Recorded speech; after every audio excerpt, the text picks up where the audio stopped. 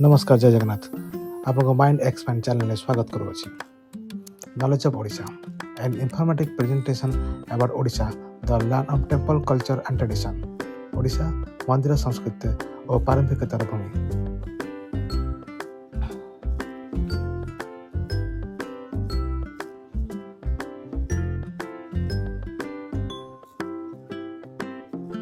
ओडिशा परिचय introduction of Odisha capital Bhubaneswar population 46 million language Odia area 1,55,707 square किमी राजधानी भुवनेश्वर जनसंख्या प्राय 40 मिलियन भाषा ओडिया क्षेत्रफल 1,55,707 किमी वर्ग।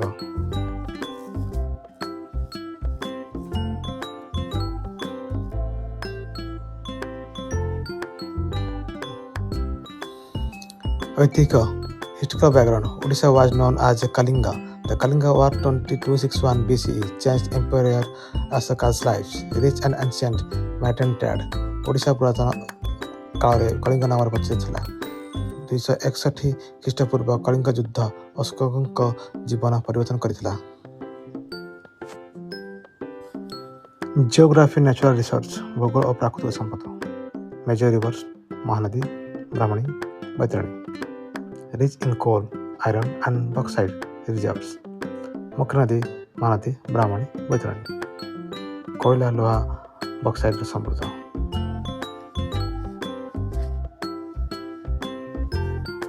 कल्चर एंड ट्रेडिशन संस्कृति और पारंपरिकता Odissi dance classical music Pattachitra art and temple architecture reflected Odisha's rich in culture Odisha नृत्य संगीत पट्टचित्र और मंदिर शिल्पी ओडिया संस्कृत आदर्श। फेस्टिवल एंड फेयर्स पर्वपर्वाणी और मेला मेजर फेस्टिवल रथयात्रा रज दुर्गा पूजा नुआखाई प्रमुख पर्व रथयात्रा रज दुर्गा पूजा नुआखाई। टूरिज्म ऑफ ओडिशा ओडिशा पर्यटन famous place Puri Jagannath temple Konark sun temple Chilika lake Similipal national park. प्रसिद्ध स्थान पुरी जगन्नाथ मंदिर कोणार्क सूर्य मंदिर चिलिका झील सिमिलीपाल उद्यान बा पार्क।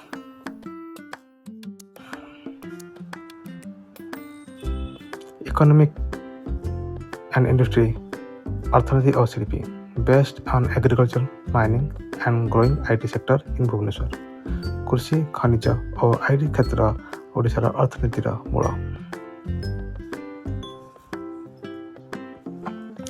फेमस पर्सनालिटी बा प्रसिद्ध व्यक्तित्व Biju Patnaik Subhadra Kumari Devi Sudarshan Patnaik and many others have made Odisha proud. Biju Patnaik Subhadra Kumar Devi Sudarshan Patnaik इत्यादि ओडिशार गौरव अटंती।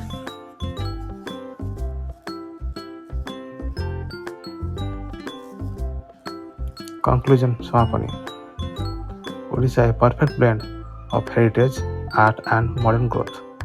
ओडिशा ऐतिह्य कला आधुनिक उन्नति श्रेष्ठ सम्मान्य।